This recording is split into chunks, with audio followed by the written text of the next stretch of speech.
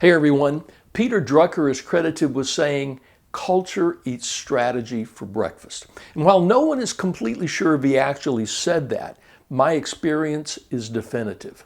The culture always wins. I wrote in my book, Results Rule, that a compelling culture is your ultimate competitive advantage in a world where products and services are viewed as interchangeable. That's why this episode of the Results Rule Show will answer this question: what are the characteristics of a great company culture?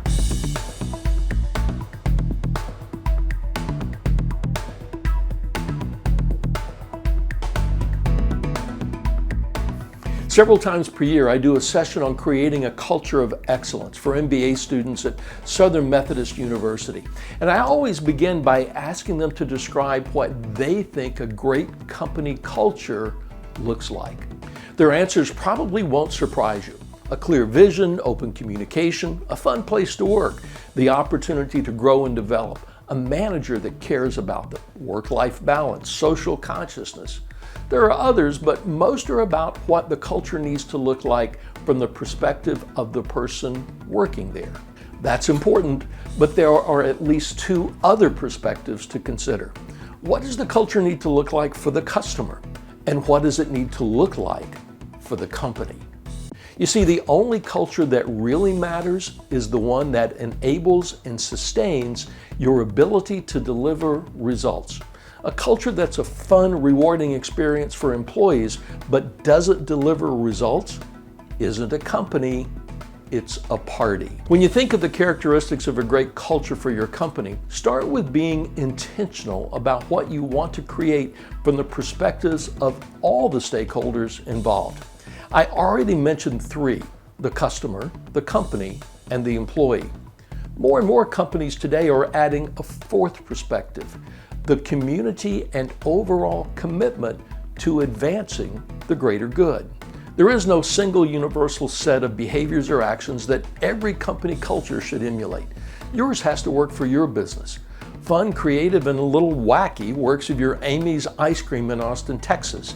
It might not be an important part of your culture if you operate nuclear power plants like my friends at the Southern Nuclear Operating Company. Through over 25 years of work in this area, I found that these 7 characteristics are always present in a great company culture, even if they aren't accomplished the same way. 1. There's a unified set of organization beliefs, assumptions, and values that define what is important for all the important stakeholders to succeed. A lot of companies miss the mark in establishing a great culture because they don't take the time to really think about the beliefs, assumptions, and values that should guide all areas of their business. They settle for generic value statements that don't really mean anything to anyone.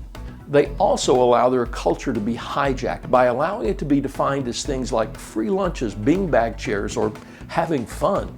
Southwest Airlines, for example, is known for having fun. They know that fun at work makes things more enjoyable for everyone, and it allows people to be more productive. That's why customers are always posting their favorite Southwest flight attendant video. And you can find a link to mine in the description below. But all of that fun wouldn't be a point of distinction if Southwest didn't get the basics, such as safety, timeliness, and having the bags you check for free actually show up at your destination.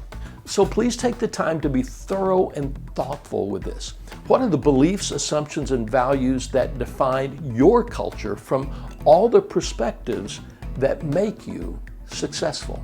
2. There's an environment that attracts and retains top talent.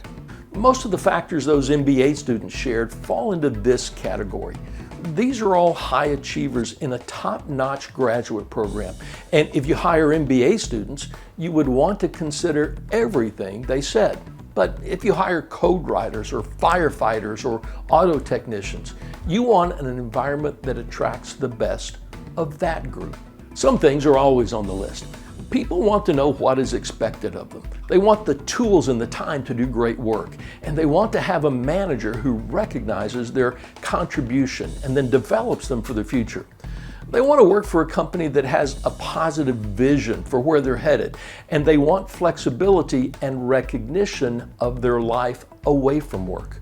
And more, they want work to be a place that has a sense of purpose. I want you to do this. Ask your very best employees what's important to them. What would make them want to work someplace even if it paid 1% less? Then work to create an environment that attracts those people. 3, great cultures are designed to consistently achieve desired results. Delivering results isn't just important for the company, it's also critical for attracting and engaging your people. There's a reason that the best-selling jerseys for any professional sports teams are the best players on that team. It's the same reason why the best-selling football jerseys worldwide are names like Manchester United, Real Madrid, and FC Barcelona. People want to associate with organizations that consistently deliver great results. 4, there's a high degree of mutual respect, cooperation, and trust. This is another of those areas that benefits the company while creating a place where top talent wants to work. When trust, respect, and cooperation are low, people look out for their own immediate interest, even when it hurts the customers and company over the long term.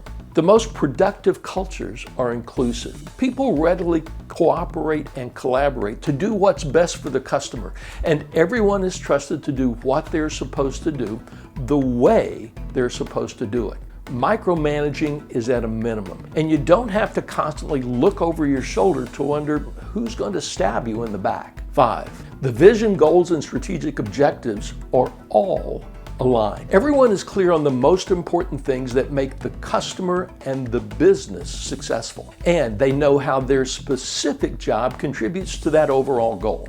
This clarity focuses the energy, and it also allows people to feel and be successful. 6, people who do what they say they will do. This is an extension of trust, but it's an important one. Great cultures have a high degree of accountability and personal responsibility. There's a feeling of ownership that leads your team to take it personally when they don't meet your goals or live your values. And 7, there's a culture of continuous improvement and innovation. I've lumped those words together, but they aren't necessarily the same thing. Continuous improvement is about getting better at doing your job as it is today. Innovation is about seeking new solutions and changes that potentially transform the future. The best cultures maintain a healthy balance between the two. Well, that's it for this episode. Great cultures share these 7 characteristics. They often have different ways of demonstrating and reinforcing them, but the characteristics are always there.